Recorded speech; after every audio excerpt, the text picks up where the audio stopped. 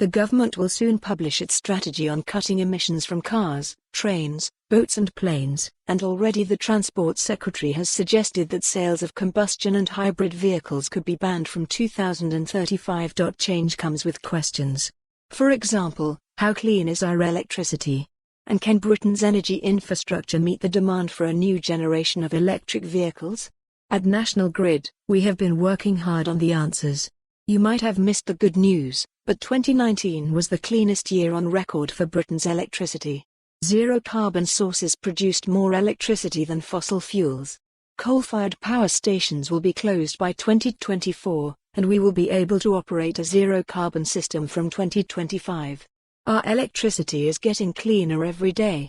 Until 2017, creating electricity was the dirtiest thing we did as a nation. Now, it is transport.Some have asked whether the grid can really cope with millions more electric vehicles, EVs, being plugged in.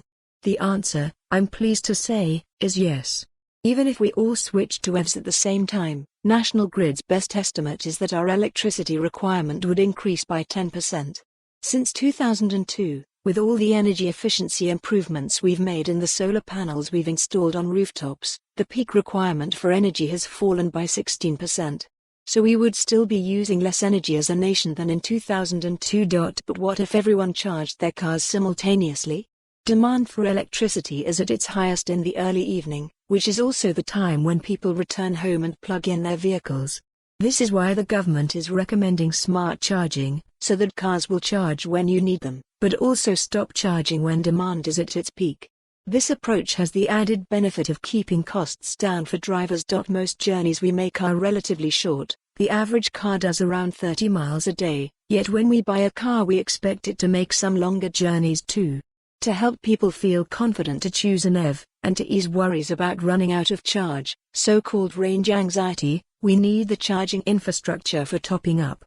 That's why National Grid is asking the government to commit to a nationwide ultra-rapid charging network, to put over 99% of drivers within 50 miles of a hub that will charge an EV in the time it takes to pick up a cup of coffee or pop to the loo.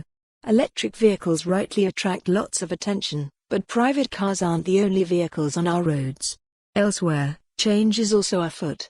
Hydrogen fuel cells are already used for some heavy vehicles, and are just another example of how engineering is transforming the future. There is no silver bullet to tackling emissions, and we will need a range of technologies to meet net zero across all of our economy. But electric vehicles will be a core part of that. For more on this story, visit the news article link.